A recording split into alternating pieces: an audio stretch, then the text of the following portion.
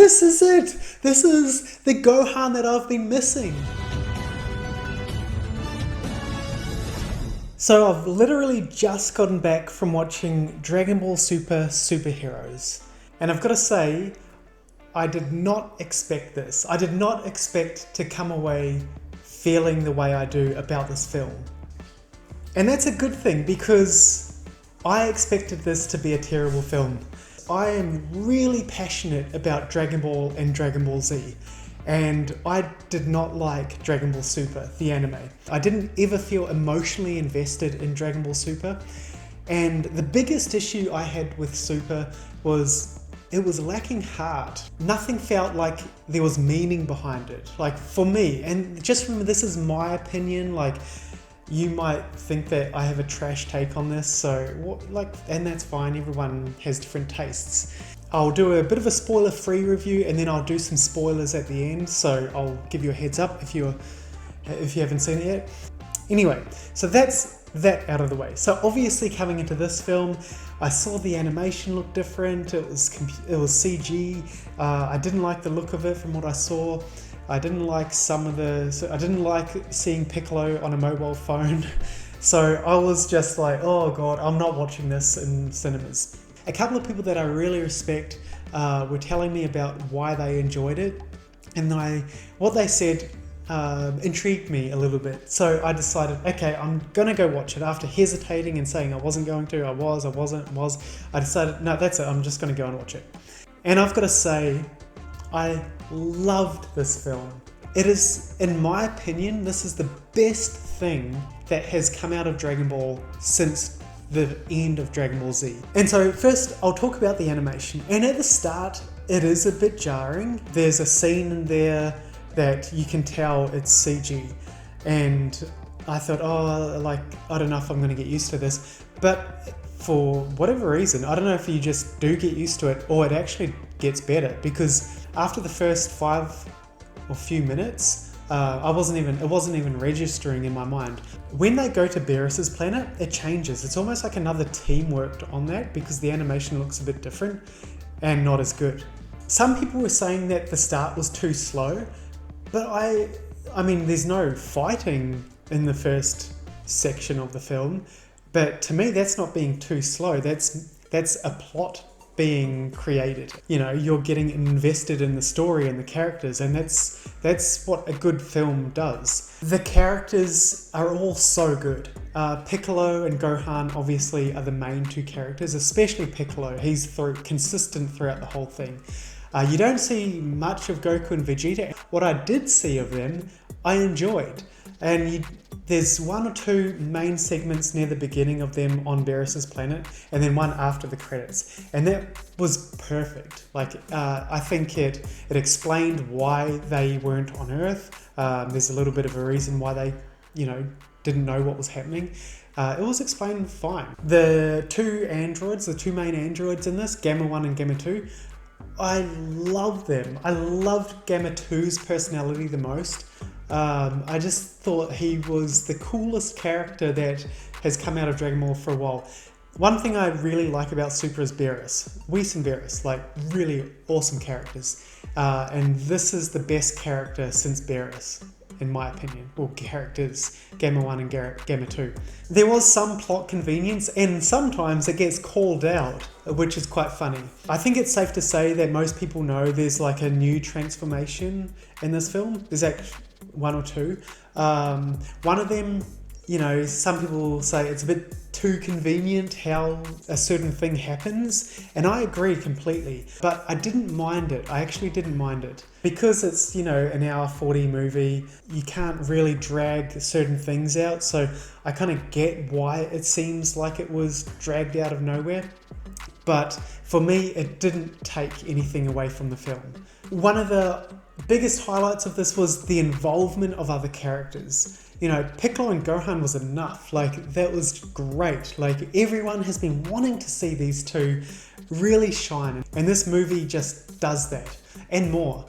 But then you get to see other characters. Krillin comes in a couple of times and he does a couple of things that help the situation.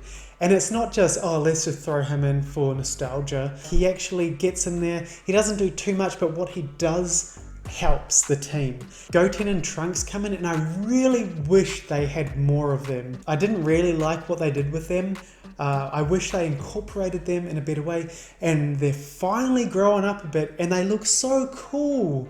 I really like their character designs. I would love to see more of them, and hopefully if they do another film similar to this, they'll be involved much more. Another thing that I really liked about Dragon Ball Superheroes is the humor wasn't forced. I don't like the humor in Super, the anime, but in this, it really wasn't forced. And sometimes it was so subtle that you might not even have realized there was a joke there. It's hard to get humor right, and they got it really, really right in this film. But the biggest thing that I loved about this movie is that it gave me moments that I never thought I would get out of Dragon Ball again. You know, I almost started getting a bit teary in some places. I never got these moments out of Super, and I just thought maybe it's because I'm older. Like, I watched Dragon Ball Z as a teenager, and maybe I was just a bit more emotional as a teenager watching Dragon Ball Z, and that's why I'm not getting them now. But then I would go back and watch certain scenes like, you know, Gohan defeating Cell, and I would still feel the same way. And you could argue, oh, that's probably nostalgia. But from this film, I got those moments. I really got those moments. And I'm going to go into some spoilers now and talk about a couple of the moments that I had. But yeah, so if you haven't seen the film and don't want to be spoiled by it, so yeah, come back and watch the rest after you've finished the film if you want to. So the first time I got one of those moments that I'm talking about is when Gohan finds out that Pan's been kidnapped.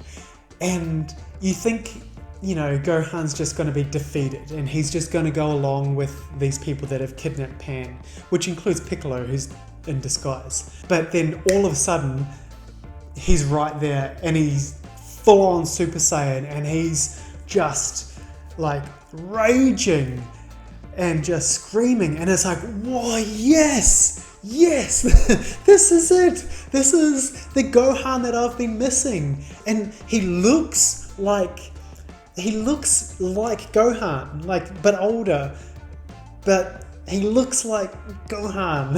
It's hard to explain. And that happens a couple of times during the fighting. Like, he gets there and he blasts out of the aircraft and he comes down and he's like, he wants to get to Pan. And I mentioned before, like with Krillin coming into fight, oh my god, like him doing the Destructo Disc, and it's just like, yes, that's why others need to be included, because they have certain abilities. And he does the what is it called? The bzzz. Tien's move. I can't remember the name of it. Solar Flare. He does the Solar Flare, and here they're incorporated and they're there and they're relevant. They're part of the fight, and it's not just, you know, a token effort. They come back and they come back again, and they're really trying hard. All of them. Android 18, Krillin, Goten and Trunks as Gotenks, the fat Gotenks, which that was one thing that I wish, you know, was a bit better. I would have rather them not gone into that. I would have liked if they actually separated during it and then just fought as their own. Fought as Super Saiyans. The Gamma 2 sacrifice. Oh my god, he was my favourite character out of the film, I think, Gamma 2. And I was so devastated that he died. I was really sad that he died. But I loved his personality and his sacrifice to try and kill Cell Max. That gave me that moment. And of course, Gohan with the special beam cannon. Holy crap. And then he revealed later on, like, he'd been practicing in secret. So there was a glimmer of, like, he had actually been training every now and then. And then he finally admits, like, yeah, I do have to train, because he can't rely on Goku and Vegeta all the time. And I hope that is a window of opportunity for the series going forward, if they're just going to make films and that's sort of where it heads off. I really hope that happens. Some people were like, oh, it didn't even have to be Cell Max, like they could have just used some other character. But it made sense, because it was the Red Ribbon Army and they had the blueprints or whatever for Cell. It made sense that they're making another one. It was just an angry beast. It wasn't really anything with the skin of Cell. But yeah, it was fine in my opinion. He was massive for whatever reason.